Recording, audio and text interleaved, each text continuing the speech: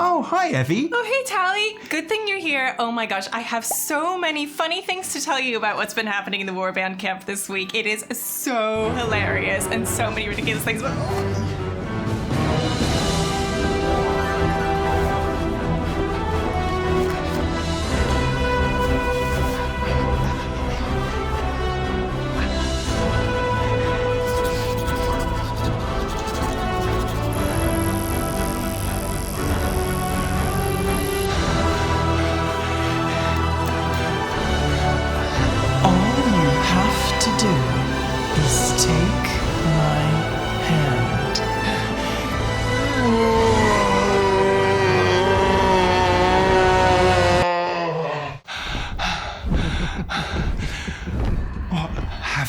Done. You are not the only one with Zally alerts, Tally. Oh, come on. Knowledge is power. Hello Internet, Taliesin here. Welcome to another episode of the Weekly Reset. Taliesin and Evitel's Wondrous Wisdomshow in a week, where it's all starting to get very real. We have the music, we have the cinematics starting up, we have high drama about Transmog rules that existed on the beta, but then didn't exist in the pre-patch, and then clarifications that were actually wrong and needed to be clarified, and the community taking all of that very well, as you'd imagine. We have massively spoilery data mining, which as always we will clearly signpost for you to avoid if you like. And also I think maybe the pre-patch is good now? Wait, that can't be right. No, it says here the pre-patch is good now. They buffed rewards, the event is on constantly and switches zones every hour. It's only marginally slower to level through than using a boost. It's legitimately quite fun now. Fair play, which all means we have got a lot to talk about, and we will. But before we do, here is Evitel with all the latest news and happenings on the War Within beta, and make the most of these beta rundowns, okay, because by definition, there's not many left. Hey, it's time for Evie's beta rundown. It's happening. Let's run down. Let's get straight into what's happening as we prepare for the War Within. Class tuning continues across the board. Shadow Priests have been nerfed by 6%. Oops, no, they've been buffed again. Never mind. Holy Paladin has been gently nerfed across the board, and Shadowpan Windwalker Monk is looking increasingly bursty. There's nothing exceedingly dramatic this late in the game, but no one loves a little drama more than the WoW community, so chants of delete Og continue to waft through the air as we approach go time. I would like to tell you a little story, if I may, about Transmog in the War Within. It's news that happened in the last week, and it's also a story about putting together a news show, I guess, and how hard that can be at this stage of an expansion rollout. See, this whole segment was originally written and recorded by Evitel, so I'll let her start it off. Hey, do you remember how, as part of the Warband system,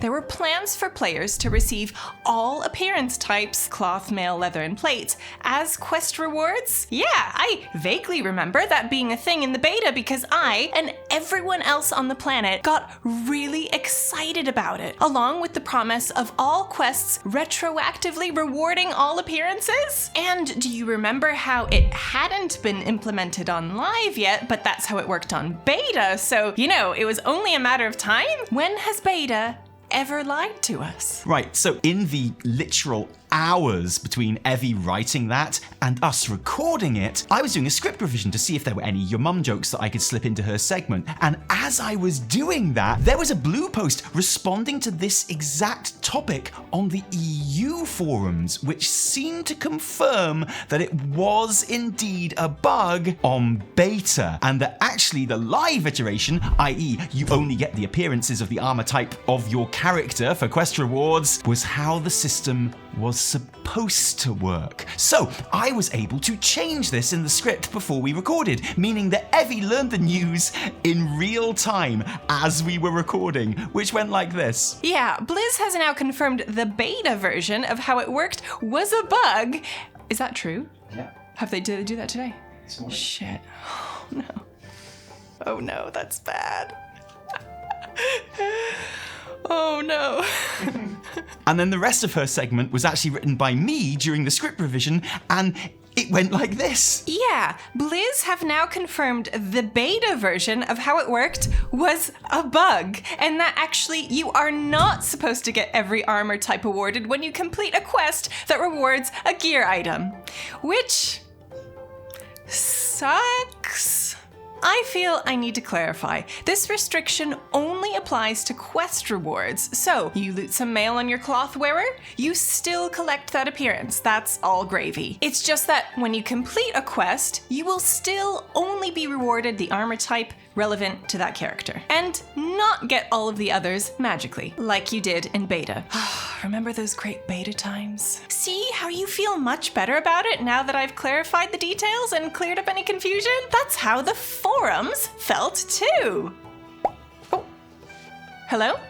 Oh, I see. Sorry, no, it was a shit show, obviously. This is straight trash. This is fish! And completely antithetical to the collection's implementation in Legion. Weird and bad change. Blizzard seeing an easy dub to take. Ew! Blizzard seeing a hard L to take. I'ma grab me 10 of these, mummy! With extra milk on the sides. Now I know why the UK riots are happening. Thanks, Blizzard. Honestly, this seems like the kind of change that, if the blue post wasn't mistaken, is going to get reversed at some point soon. It just seems like a needless bump in the road for an otherwise super smooth system. But it all worked out okay, right? I caught the update in time, we got it in the script, we even got a shit show out of it. Result! Except, no, because once the segment was recorded, like seriously, 3 or 4 hours later, there was another update. Remember when Evie remarked that that blue post, the one that upset everyone, might have been incorrect on the blues part? Yeah, well, it turns out she was spot on, because it was. We got another update saying that actually, no, it was totally the plan to have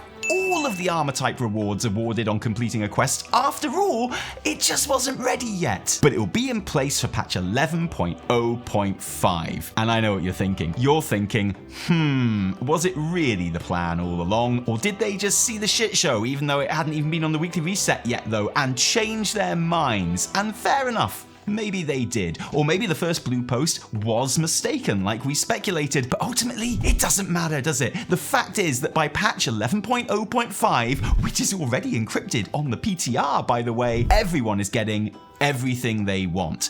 And it will be retroactive, so if you were planning on doing your Lore Master, you don't even have to wait for the patch to hit and the changes to be implemented. Although, I'm going to be totally square with you, I would probably still wait, just in case. Also, as part of this blue, they are changing the rules on class-specific appearances. In the current iteration, these can only be registered by the relevant class, which isn't a huge deal. You just have to chuck the item or token in your war bank. Yes, I call it a war bank. I even use an add-on that changes the text to call it a war bank in-game too, because I too am joining the war against add-ons. On the side of the add-ons. But it's still nice to know. So, a happy ending to a story that shouldn't have taken up this much of an episode, really. I just thought you'd appreciate seeing how the weekly reset sausage is made for once. Now, let's talk about the War Within music, which hit the beta and the internet this week. Wowhead already has the entire 12 hours worth up in its entirety, all properly organized and titled and separated out. That's awesome. It's great to just go to Wowhead and hear what the Hallowful music sounds like. It sounds like this.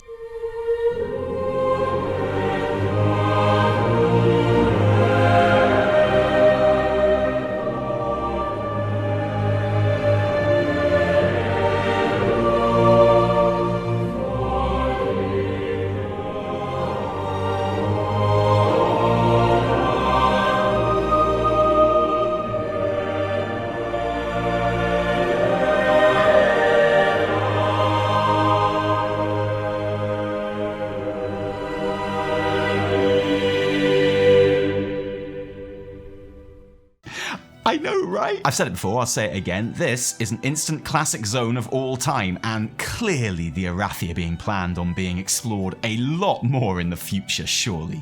But the real magic is when you actually play the beta and hear this in situ, because, and this happens every time, it genuinely increases how good the game feels to play by a huge amount, as it should. I mean, imagine if you watched a movie. Imagine you watched Star Wars with no backing track. It's a crucial part of the development cycle. You actually can't judge the worth of a piece of media without music if music is intended to be a fundamental part of it, and in WoW, it definitely is. Now, I'm tempted to make a standalone video about this anyway, but here are the main takeaways. Illyria's theme slaps and will be remembered alongside Jaina's and Anduin's as an all-time classic character motif.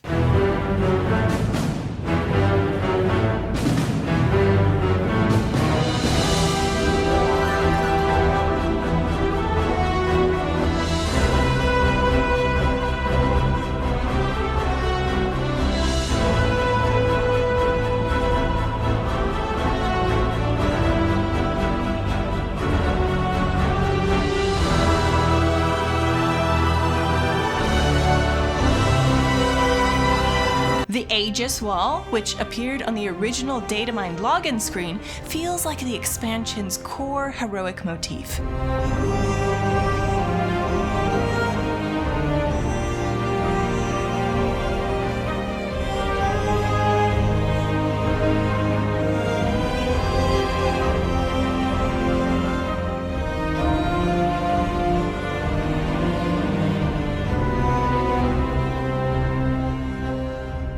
Sorry, but what the f*** is this?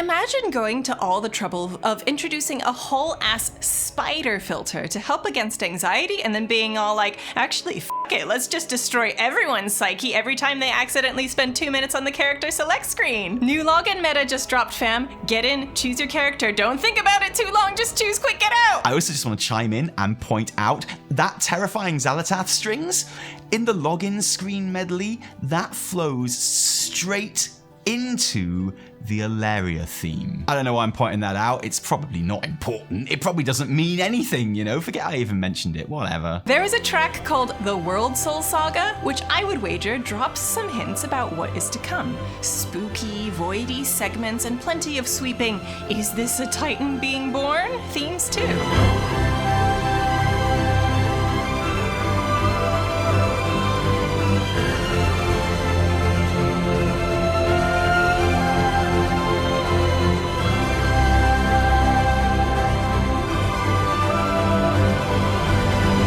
Extra props for all the pizzicato and spiccato bits that make that up. You made that up. Those are real terms, Tally. I'm a musician. That make the Nerubian tracks sound just so Nerubian. The Season 1 Keystone Conqueror title has been revealed to be The Tempered. And maybe it's just me, but my brain went immediately to the other MMO and, you know, primals and tempering and mind control and all that. Maybe we can look to other games for other future titles. The Tarnished for Season 2, anyone? The 4th Xal'atath affix is up on the beta now, known as Devoured, which I think is the Xal'atath dream we've all had by this point, which is actually not unlike Afflicted. Periodically, Xal'atath will open a rift, which will attempt to suck the soul out of your body, which is very close to the Xal'atath dream I think we've all had at this point. Each player gets a 53% health absorb shield. If it's healed away, or just dispelled, within 15 seconds, players get a 10% health and 20% crit buff. If not, that 10% healing goes to all enemy mobs. It's punishing, just how we like her. And yet another task for our healing friends to handle while DPS goes full tunnel vision and ignores all mechanics. Just kidding. I would never condone that kind of behavior. Use your dispels, please. And let's finish up with a big old Redbot Spoiler bot. Oh, and by the way, thank you for fully funding our Redbot Spoiler bot plushie. We should have a prototype to show you in the coming weeks.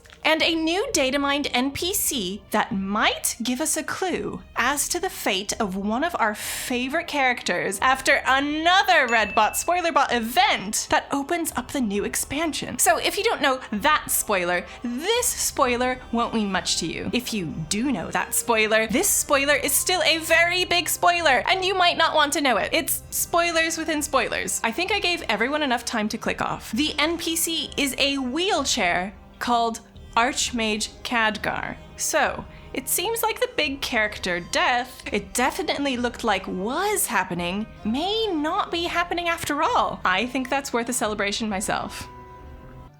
And finally today, the new cinematic, Threads of Destiny. Now, we've already put out my full cinematic analysis on this, and I think there's gonna be another video on the second channel talking about it even more. And it's worth so much talk because it's brilliant. I think it marks the moment when Xal'atath goes from being a very cool baddie to a legitimately very good antagonist that you can build a series around, which is handy, actually. And today we're going to talk about it even more, except more so from the point of view of what the next ones in the series may be. Because the thing about Blizzard's 2.5D cinematics, their description, not mine, and I cannot stress this enough, not mine, is that they usually hunt in packs as part of a series. And they're usually named like they're part of a series too. Warbringers, Jaina, Afterlives, Bastion, Legacies, Chapter 1 were all the first of their respective series in the lead up to various expansions, and were all very obviously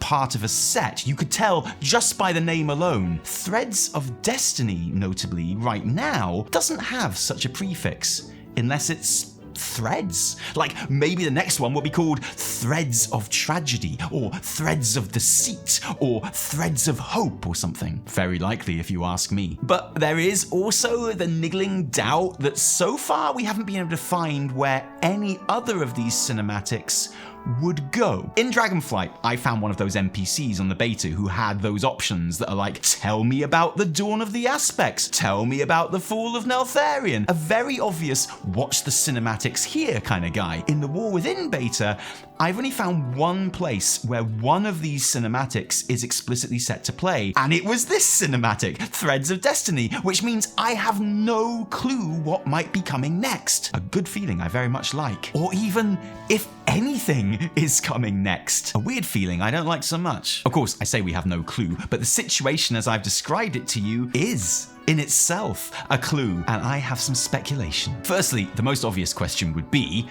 what characters are the next 2? Shadowlands had 4, but these things have mostly recently come in 3s, cinematics going to focus on. These series are usually very much character pieces, giving us a look at some history or build up to relevant characters in the expansion. The Jaina and Ashara Warbringers remain the absolute pinnacle of this genre, in my opinion, and in the Threads series, I guess the most obvious candidates would be Faerun Lothar and Orwaina. Both of these have featured incredibly heavily in the cinematic marketing for the War Within so far, especially for characters that have literally never appeared in game before. And we know Faerun has a really interesting backstory to tell, so if I had to bet any money or children on what would happen on this coming Tuesday at around 11 AM Pacific time, it would be that Threads of Light would drop, showing us the young, literally child Faerun and her parents, giving us a super tantalizing glimpse of the Arathi Empire of Light, and probably a super duper tantalizing glimpse of the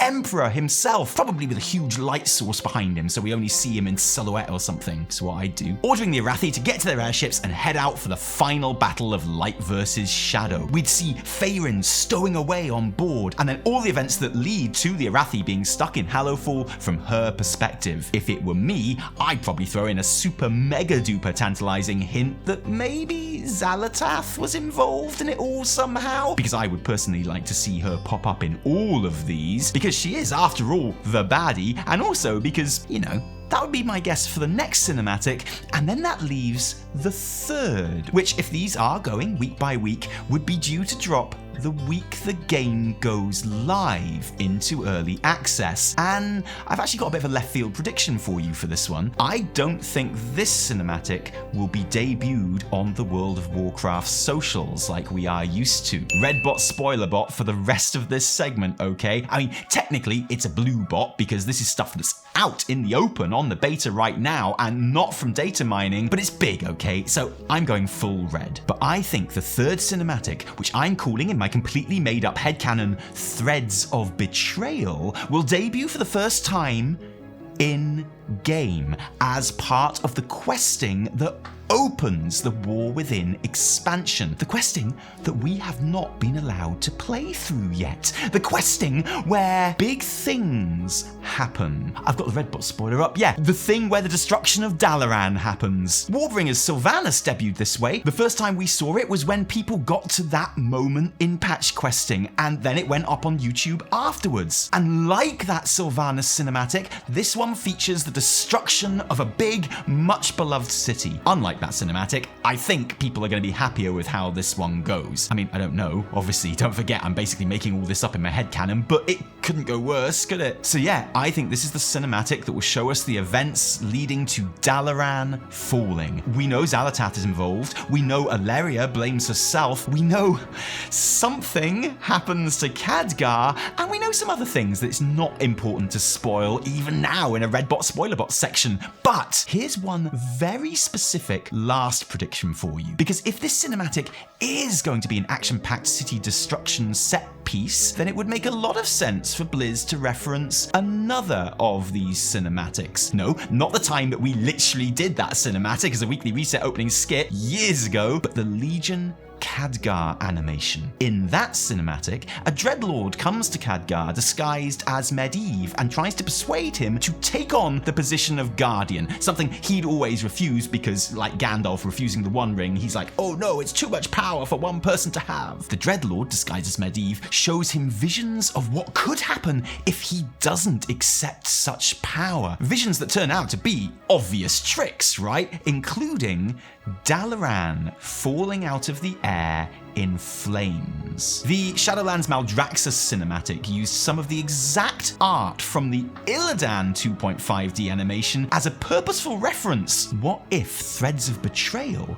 pulls the same trick, but with purple void smoke rather than green fell? A Monkey's Paw situation, that vision coming true, but in an unexpected way. It's what I do. But I'm not on the Blizz cinematic team, and for good reason. They are awesome and always do better than my stupid ideas. I couldn't even make the coffee for those guys. I'm not even good enough at that. So you should take everything I'm saying today with the massive pinch of salt that it all deserves. I can't even remember what the title of that Legion series that had the Khadgar cinematic in it was. What was it again? Oh yeah. Harbingers.